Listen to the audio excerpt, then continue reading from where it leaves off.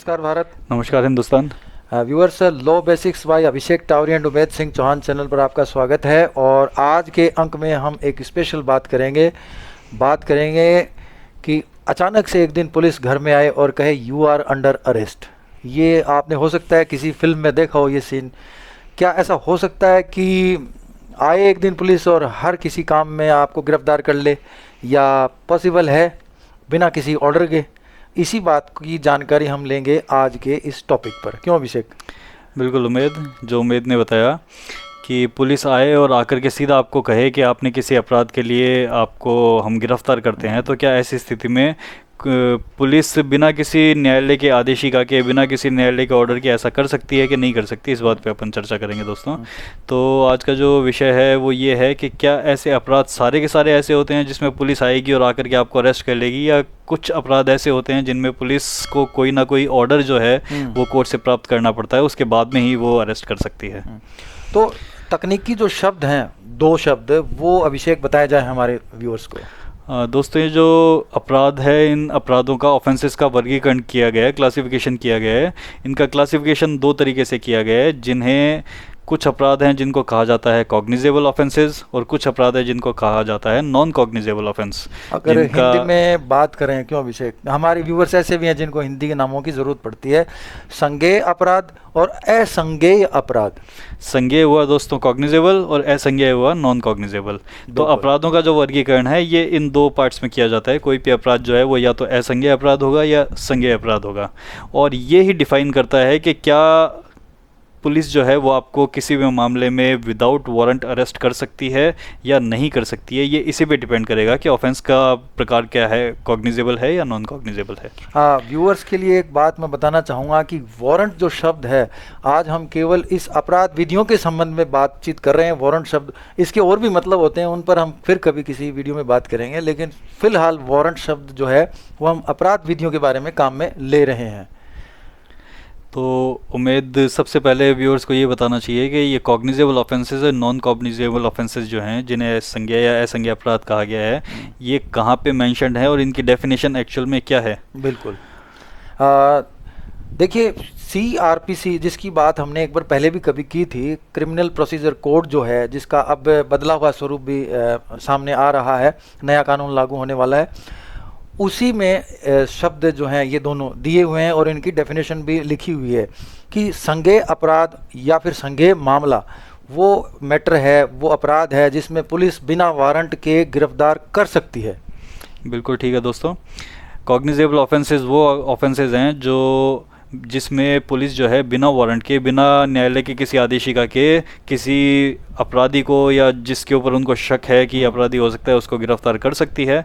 और इसी का उल्टा जो है या इससे डिफरेंस जो है वो है non cognizable offences. Non cognizable या असंज्ञेय अपराध दोस्तों वो है, उनकी डेफिनेशन ये मेंशन्ड है कि ऐसे अपराध जिनके अंदर पुलिस जो है वो बिना न्यायालय के किसी आदेशिका के, बिना न्यायालय के किसी ऑर्डर के किसी व्यक्ति को गिरफ्तार नहीं कर सकती है। और ये जो जानकारी है कि कौन सा अपराध संज्ञेय है, कौन सा असंज्ञेय है, ये उसी CRPC में एक सूची जो है वो जुड़ी हुई है, अटैच है। उसमें हर अपराध का धारा नंबर लिखी हुई है, नाम लिखा है, उसकी सज़ा भी लिखी हुई है, किस कोर्ट द्वारा उसे सुना जाएगा ये भी मेंशन्ड है, और साथ में ये भी लिखा हुआ है कि ये संज्ञेय है या असंज्ञेय अपराध है। इसके साथ में दोस्तों एक बात और उसमें मेंशन्ड है, वो ये भी लिखी हुई है कि ये ऑफेंस जो है ये बेलेबल है या नॉन बेलेबल है, जमानती है या अजमानती है। तो कोई भी अपराध जो है उसके बारे में अगर आपको जानकारी लेनी हो तो सबसे पहले आपको सर्च करना पड़ेगा, आपको ये देखना पड़ेगा अनुसूची जो है CRPC, क्रिमिनल प्रोसीजर कोड, उसके अंदर ये देखना पड़ेगा कि ये अपराध असंज्ञेय है या संज्ञेय है, बाकायदा उसके आगे मेंशन्ड है। वो देखने के बाद में आप ये आंकलन कर सकते हैं कि इस अपराध के लिए क्या पुलिस आपको विदाउट वारंट अरेस्ट कर सकती है, या उसको वारंट की आवश्यकता पड़ेगी, उसके बाद में ही अरेस्ट कर सकती है, बिना वारंट के आपको अरेस्ट नहीं कर सकती है। तो ये एक जानकारी है कि संज्ञेय अपराध क्या होता है, जिसमें पुलिस बिना वारंट की गिरफ्तार कर सकती है। और जैसे ही पुलिस गिरफ्तार करती है तो कारण भी बताए जाएंगे कि क्यों गिरफ्तार आपको किया जा रहा है, या किसी भी अपराध में आपको किस अपराध में किया जा रहा है।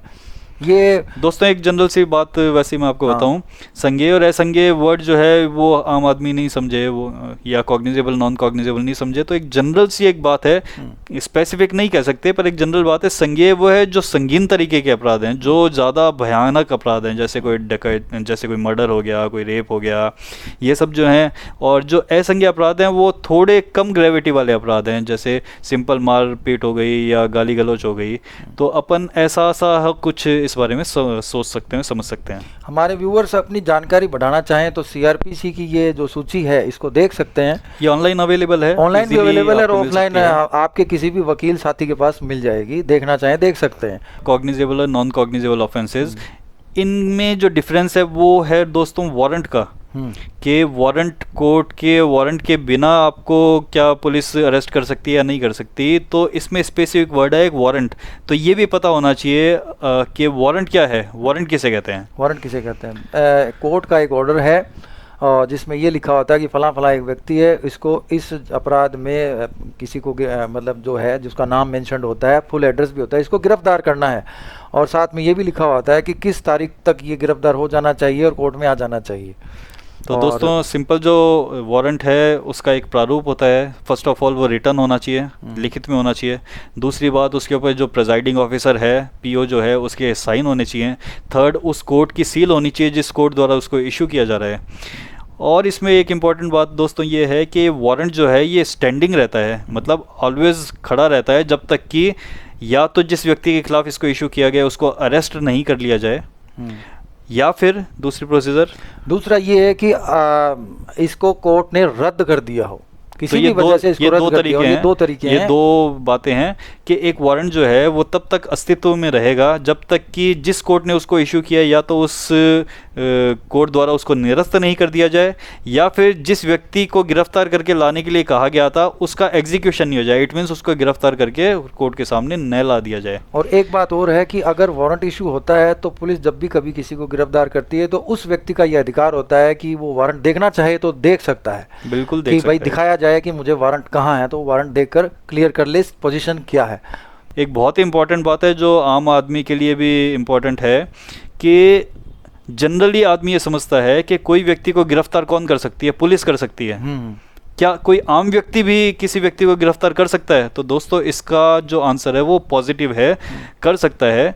ये भी सीआरपीसी में अपने जो लॉ है उसके अंदर मेंशन्ड है कि अगर कोर्ट को लगता है कि कोई भी व्यक्ति सक्षम है या कोई भी व्यक्ति को ये वारंट जो है दे दिया जाना चाहिए, ये इसका एग्जीक्यूशन करवा सकता है, तो कोर्ट पुलिस के अलावा भी किसी व्यक्ति को, प्राइवेट पर्सन को या किसी भी व्यक्ति को वारंट जो है वो इशू कर सकती है और कह सकती है कि आपको ये व्यक्ति जिसका नाम इस वारंट में मेंशन्ड है वो कहीं पे मिल जाता है तो आप उसको गिरफ्तार कर सकते हैं। और ऐसी स्थिति में वो व्यक्ति जिसको वारंट दिया गया है वो वारंट लेने की एक प्राप्ति कोर्ट को दे देगा, और जब भी जिस मुलजिम के खिलाफ वो वारंट इशू है वो उसको कहीं मिलता है तो उसको बाकायदा गिरफ्तार कर सकता है। पर उसको करना क्या होगा दोस्तों? गिरफ्तार करने के तुरंत बाद में उसको अपने नियरेस्ट जो पुलिस स्टेशन है उसमें उस वारंट को उस व्यक्ति को सुपुर्द करना होगा, और पुलिस उस वारंट और उस व्यक्ति को लेने के बाद में विद इन 24 आवर्स कोर्ट के सामने पेश करेगी। तो ये एक इम्पॉर्टेंट इन्फॉर्मेशन है दोस्तों जो आपके लिए जानकारी बढ़ा सकती है। आपकी जानकारी हो सकता है थोड़ी हो, अच्छी हो, लेकिन मेरा ये मानना है अभिषेक कि ये जानकारी निश्चित रूप से हमारे व्यूअर्स की जानकारी बढ़ा रही है। बिल्कुल, इनके कहीं काम आ सकती है। तो आज के अंक से हम दोनों इजाज़त लेना चाहेंगे। मैं उमेश सिंह चौहान एडवोकेट, नमस्कार। मैं अभिषेक टावरी एडवोकेट, नमस्कार।